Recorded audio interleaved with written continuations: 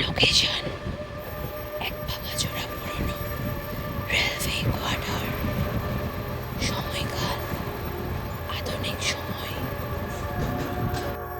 নতুন কোয়ার্টারে ওঠার পর প্রথম রাতে সায়ন্তিকা খেয়াল করল বসার ঘরের দেয়ালে ঝোলানো ভাঙাচোরা ঘড়িটা রাত 3টায় থেমে যায়।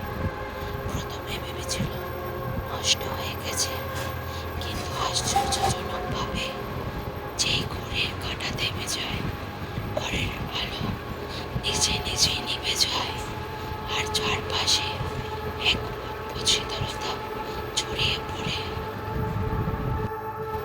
তৃতীয় রাত, ঘড়ি আবার 3টায় থেমে গেল।